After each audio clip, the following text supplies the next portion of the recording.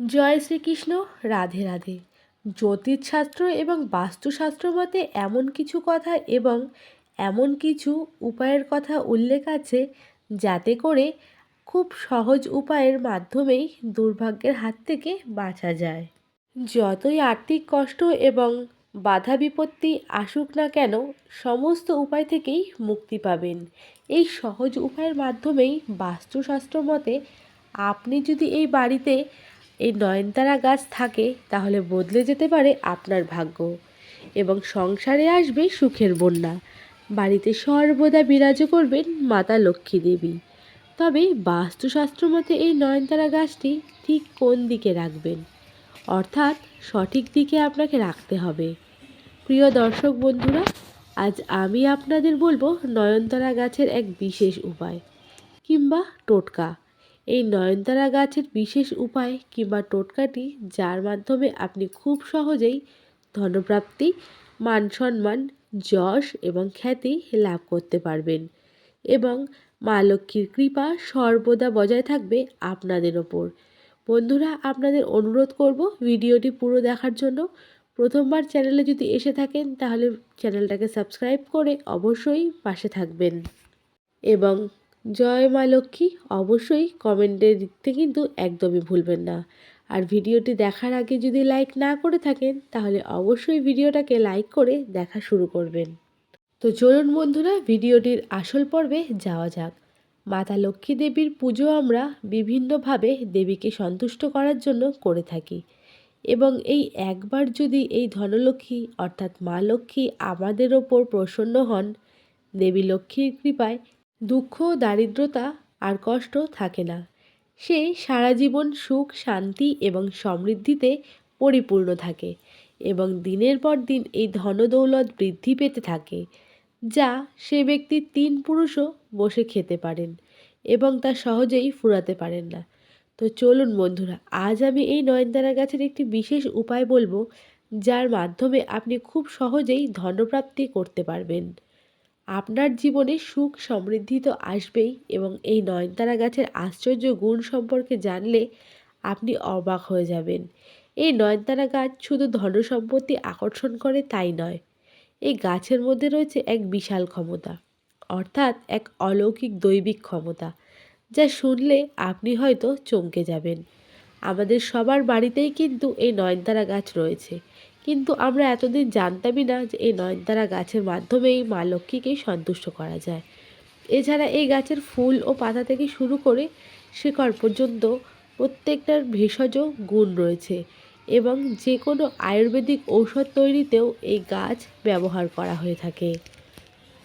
গাছটি দেখতে ছোট হলেও বিশেষ গুণের কিন্তু অধিকারী।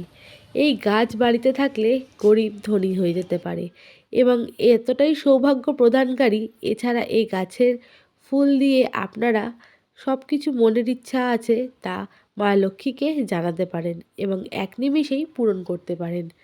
তাই আপনি যদি চান আপনার মনের সম্পূর্ণ ইচ্ছেগুলো পূর্ণ হোক, তাহলে ভিডিওটি শুরু থেকে শেষ পর্যন্ত অবশ্যই দেখুন। দেবী লক্ষ্মীর কৃপায় অবশ্যই আপনাদের মনের ইচ্ছাগুলো পূর্ণ হবে। নয়নতারা গাছ আমাদের বাড়িতে কিন্তু শুধুমাত্র গোলাপি রঙের নয়, সাদা রঙেরও কিন্তু থেকে থাকে। শুধুমাত্র নয়নতারা গাছ নয়, আরও এমন কিছু গাছ রয়েছে তা প্রয়োগ করে আমাদের জীবনে সুখ শান্তি ফিরে আসে। কিন্তু এই নয়নতারা গাছটি আপনারা এখানে ওখানে যে কোনো জায়গায় দেখতে পান, তাহলে বিভিন্ন জায়গায় আগাছার মতো হতে পারে। এই গাছের ফুল দেখতে কিন্তু খুবই সুন্দর হয়, পাতা হয় ছোট, গাছটি সবুজে পরিপূর্ণ। সারা বছর এই গাছে কিন্তু ফুল হয়ে থাকে, তাই এই গাছকে বারোমাসি গাছও বলা হয়ে থাকে। আপনি যদি এই নয়নতারা গাছটি নিয়ে আসতে পারেন আপনার বাড়িতে, তাহলে কিন্তু ইতিবাচক শক্তি প্রবেশ করবে। এই নয়নতারা গাছ বাড়িতে থাকলে সংসারে অশান্তি কলহ দূর হয় এবং নয়নতারা গাছ বাড়িতে থাকলে আর্থিক সমস্যাও দূর হয়। সর্বদা ধনসম্পদ বজায় থাকে। যে ব্যক্তি এই গাছ বাড়িতে একবার রোপণ করেন অর্থাৎ লাগান, তার বাড়িতে সর্বদা মা লক্ষ্মী বিরাজমান। কোনো সময় খাদ্যশস্যের অভাব হয় না। এই বাড়িতে গাছ থাকলে যেমন সৌন্দর্য বৃদ্ধি হয়, তেমনই কিন্তু এই গাছটির আকর্ষণে ধনসম্পদ বাড়ে এবং আপনার গৃহে মা লক্ষ্মীর প্রবেশ ঘটে। এই নয়নতারা গাছ যেই পরিবারে থাকে সেই পরিবারের সদস্যরা হয় বুদ্ধিপ্রকর। এই নয়নতারা গাছের পাতা যদি রোজ সকালে একটি বা দুটি করে চিবিয়ে খাওয়া হয় তাহলে সেই ব্যক্তি বিভিন্ন রোগ থেকে মুক্তি লাভ করে। বৈদিক শাস্ত্রে এই গাছের বিশেষ গুণাবলীর কথা উল্লেখ করা আছে। এছাড়াও এই গাছের ফুল দেবী লক্ষ্মীর চরণে প্রত্যেক বৃহস্পতিবার করে এবং শুক্রবার করে অবশ্যই অর্পণ করা উচিত।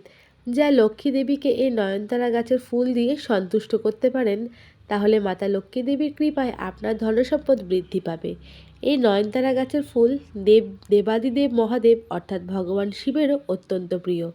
তাই নয়নতারা গাছ অবশ্যই ভগবান শিবকে অর্পণ করবেন।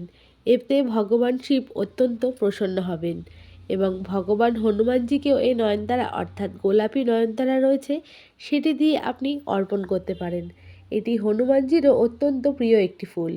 এর ফলে ভগবান হনুমানজি আপনার জীবনে যত রকম বাধা বিপত্তি সংকট চলছে না কেন তা দূর করবেন। সংকটমোচন হনুমান মন্দিরে কিংবা হনুমানজির চরণে প্রত্যেক মঙ্গলবার দিন আপনি অর্পণ করতে পারেন এই নয়নতারা ফুল। এটি অত্যন্ত শুভ ফলদায়ক হবে আপনার ক্ষেত্রে। কিন্তু আপনি যদি এই নয়নতারা গাছ বাড়ির সঠিক দিকে রাখতে পারেন তাহলে বাড়িতে কখনোই নেগেটিভ শক্তি প্রবেশ ঘটবে না। এই গাছটি যেই বাড়িতে থাকে ভগবান গণেশ এবং মাতা লক্ষ্মী দেবীর আশীর্বাদ সর্বদা সেই বাড়িটার ওপর চির বজায় থাকে। এছাড়া এই গাছের কিন্তু একটি বিশেষ মাহাত্ম্য রয়েছে। এটি বিশেষ করে বাড়ির উত্তর পূর্ব কিংবা পূর্ব কোণে আপনি লাগাতে পারেন। এটি অত্যন্ত শুভ আর এটি একটি সঠিক জায়গা। আপনি এই গাছটি মাটিতে কিংবা টবে এক পরিপূর্ণ উত্তর পূর্ব কোণে লাগাতে পারেন। এই গাছটি খুব অল্প যত্নেই ভালো হয়ে থাকে, বহুদিন টিকে থাকে। এই গাছটি এতটাই শক্তিশালী এবং নয়নতারা গাছটি যেখানেই রাখবেন সেই অংশটি পরিষ্কার পরিচ্ছন্ন রাখবেন, কারণ এই গাছেই রয়েছে মা লক্ষ্মীর বাস। আর এই গাছটির ফুল আপনি প্রতিনিয়ত মা লক্ষ্মী, বজরংবলী এবং দেবাদিদেব মহাদেবের চরণে অর্পণ করতে ভুলবেন না।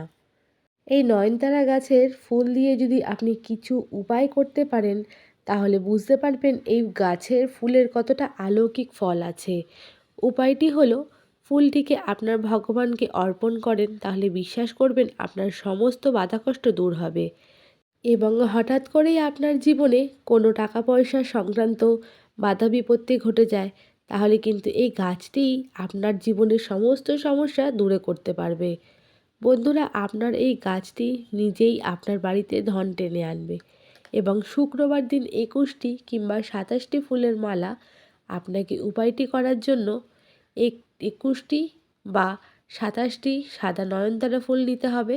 আর আপনাকে উপায়টি করতে হবে শুক্রবার দিন।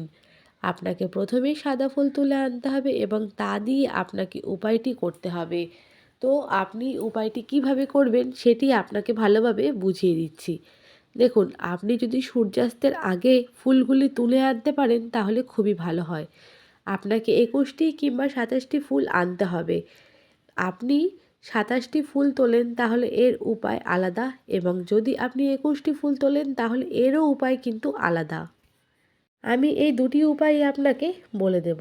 যদি আপনি 27টি ফুল তুলে থাকেন আর যদি আপনি আপনার বাড়িতে সুখ সমৃদ্ধি বা লক্ষ্মীর কৃপা করতে চান তাহলে এটি একটি খুব সহজ এবং প্রভাবশালী উপায়।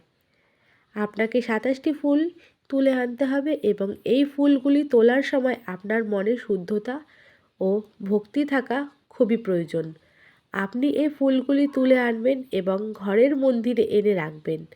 এরপর একটি প্রদীপ নিয়ে সেটিকে লম্বা করে সলতে জ্বালিয়ে দিন। এরপর একটি ছোট লাল কাপড় নিন, তা বিছিয়ে দিন। এরপর একটি সুতো দিয়ে 27টি ফুল দিয়ে সুন্দর করে মালা তৈরি করুন। যখন মালাটা তৈরি হয়ে যাবে তখন এই মালাটি মা লক্ষ্মীকে অর্পণ করতে হবে। মা লক্ষ্মী কিন্তু আপনার জীবন থেকে সমস্ত বাধা বিপত্তি কাটিয়ে দেবে। আপনাকে কোন লক্ষ্মী মন্ত্রটি জপ করতে হবে সেটাও অবশ্যই আমি আপনাকে বলে দিচ্ছি। যদি আপনার কোনো লক্ষ্মী মন্ত্র মনে না থাকে তাহলে ওম নমঃ মহালক্ষ্মী দেবায় নমঃ এই সরল মন্ত্রটি 27 বার অবশ্যই জপ করবেন। জপ শেষ হওয়ার পরে সেই মালাটি মা লক্ষ্মীকে অর্পণ করুন এবং মা লক্ষ্মীকে সিঁদুর ও হলুদ দিয়ে তিলক লাগান। এরপর মা লক্ষ্মীর পাঁচালী অবশ্যই পাঠ করবেন। পাঠ করে মা লক্ষ্মীর আরতি করবেন। যখন আপনারা পাঁচালি ও পাট আরতি শেষ হয়ে যাবে তখন সেই লাল কাপড়টি আপনার মন্দিরে সুন্দর করে বিছিয়েছিলেন তার ওপর একটি হলুদ দিয়ে স্বস্তিক চিহ্ন আঁকুন। এবার একটি কথা মনে রাখবেন, যদি আপনার মা লক্ষ্মীকে 21টি মালা অর্পণ করতে চান, অর্থাৎ 21টি ফুল অর্পণ করতে চান, তাহলে ওই স্বস্তিকের ওপরে 21টি আতপ চালের দানা রাখতে হবে আর 27টি ফুলের মালা অর্পণ করতে হবে। তাহলে 27টি ফুলের মালা আর চালের দানাকে অক্ষত রাখতে হবে। চালগুলো যেন ভাঙা না হয়। যখন আপনি চালগুলো নিবেদন করবেন তখন ওম নমঃ মহালক্ষ্মী দেবায় নমঃ এই মন্ত্রটি অবশ্যই জপ করতে থাকুন এবং এই লাল কাপড়টি ছোট্ট পুঁটুলি তৈরি করে সেই পুঁটুলিটি আপনি শুক্রবার দিন রাতেই আপনার ঘরে সিন্দুক বা যেখানে আপনি টাকা পয়সা রাখেন সেই স্থানে রেখে দিন। এই উপায়ের মাধ্যমে আপনাদের ওপর মা লক্ষ্মী বিশেষ কৃপা বর্ষিত হবে। সুখ শান্তি সর্বদা বসবাস করবে। এই উপায়টি আপনি কতদিন করবেন? আপনি যদি 21টি ফুলের মালা নিয়ে থাকেন তাহলে 5টি শুক্রবার দিন এই উপায়টি করবেন। আর যদি 27টি ফুলের মালা নেন তাহলে আপনাকে টানা 4টি শুক্রবার এই উপায়টি পালন করতে হবে। আপনি 4 শুক্রবার কিংবা 5 শুক্রবার যাই করুন না কেন, মনে রাখতে হবে যে এই পুঁটুলিটি আপনাকে বানাতে হবে, সেই পুঁটুলিটি হবে সম্পূর্ণ আলাদা। সেই পুঁটুলিটি বানিয়েছিলেন সেটি আপনাকে নিয়ে যেতে হবে এবং মালা তো আপনাকে প্রতিবারই নতুন তৈরি করতে হবে। চাল আপনাকে প্রতিবারই নতুনভাবেই নিতে হবে।